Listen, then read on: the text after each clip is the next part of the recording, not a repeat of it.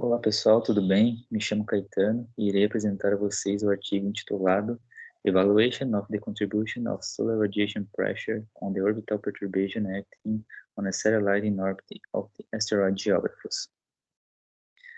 Na apresentação, irei seguir o seguinte cronograma, com uma breve introdução do tema, abordando as motivações, seguido da metodologia, resultados de discussão, conclusão, agradecimentos e referências. O interesse por asteroides surgiu quando, em 1772, os astrônomos Titus e Bode observaram um objeto orbitando entre Marte e Júpiter, mas de dimensões pequenas para ser considerado planeta. Tal objeto é Ceres, que à época recebeu o nome de asteroide.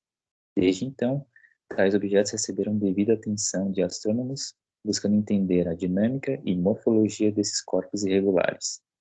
A pesquisa sobre asteroides ganhou grande destaque quando, em 2006, a sonda Hayabusa, desenvolvida pela Agência Espacial Japonesa, realizou os primeiros pousos, com sucesso, na superfície do asteroide Itokawa, algo muito complexo na época, e conseguiu recolher amostras para pesquisa em laboratório.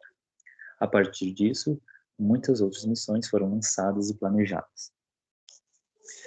A motivação para este trabalho está em analisar a dinâmica de satélites em torno de asteroides, considerando a complexidade de se orbitar um corpo de dimensões e distribuição de massa irregulares, além de considerar que existem outras perturbações envolvidas, como a pressão de radiação solar, que dependendo da distância entre asteroide e satélite, essa perturbação pode ser tão impactante quanto ao potencial gravitacional, e também a manobras realizadas pelos propulsores do satélite.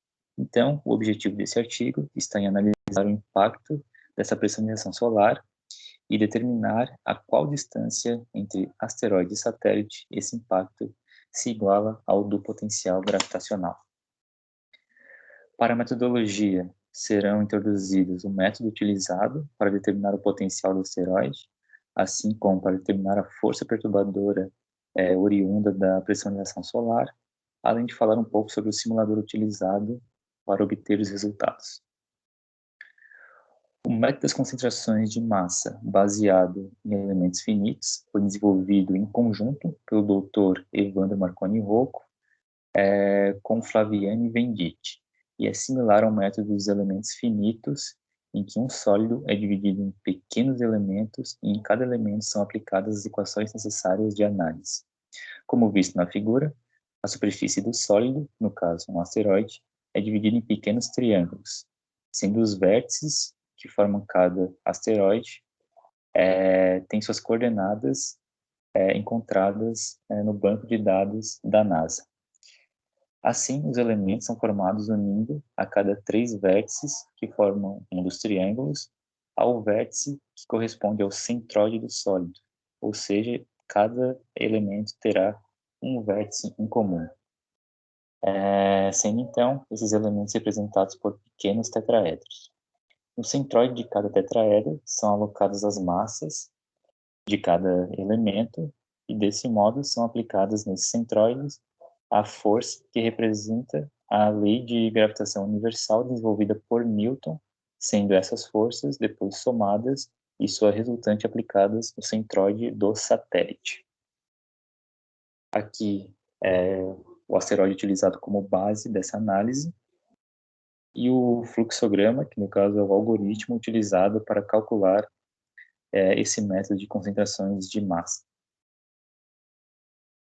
A metodologia para avaliar as forças geradas pela pressão de radiação solar foi baseada em um estudo realizado pela NASA em 69, que considera 3 fenômenos, sendo a absorção, reflexão difusa e reflexão especular, além de 3 parâmetros como fluxo de energia por unidade de área e tempo, a inclinação de incidência e os coeficientes de absorção e reflexão.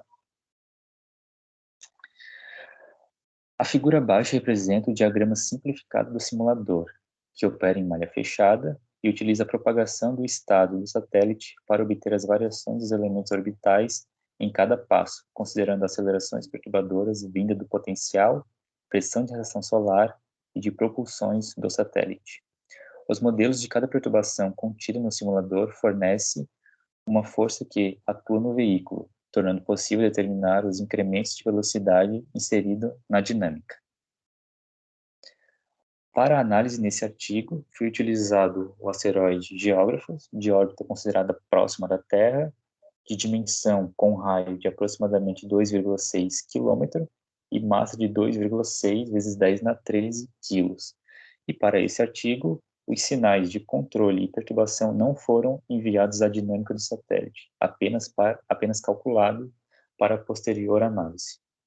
Assim, a primeira análise buscou uma distância próxima ao asteroide, um semi-eixo maior de aproximadamente 10 km, um resultado apresentado abaixo de perturbação oriunda da pressurização solar em aproximadamente 6%, o que é considerado até normal, considerando a dimensão do asteroide e a dimensão do satélite, além das suas respectivas massas e a proximidade entre eles.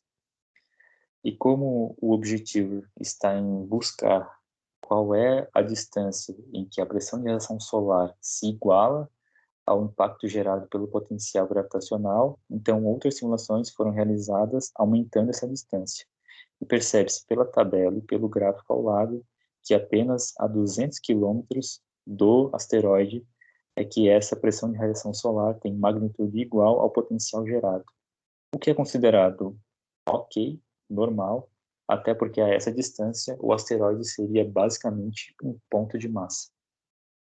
Outro objetivo foi analisar se existiria alguma diferença entre órbita inclinada e órbita equatorial.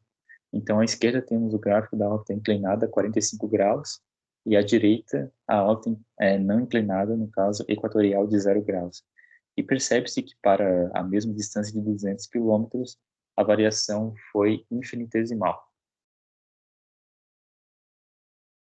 Ou seja, conclui-se que, pelos resultados obtidos, há distâncias próximas entre satélite e asteroide. Esse impacto da radiação solar ele é bem inferior ao potencial gerado, o que é considerado normal devido à proximidade entre os corpos, mas a partir do momento que você vai aumentando essa distância e tornando o asteroide um ponto de massa, a pressão de radiação solar ela torna-se igual ao potencial gerado, ou seja, em manobras de aproximação do satélite com o asteroide, é muito importante considerar tal perturbação. Essas foram as principais referências utilizadas para a realização do artigo. Gostaria de agradecer à CAPES, pela contribuição intelectual e financeira. E muito obrigado pela atenção de vocês. Qualquer dúvida, este é o meu contato.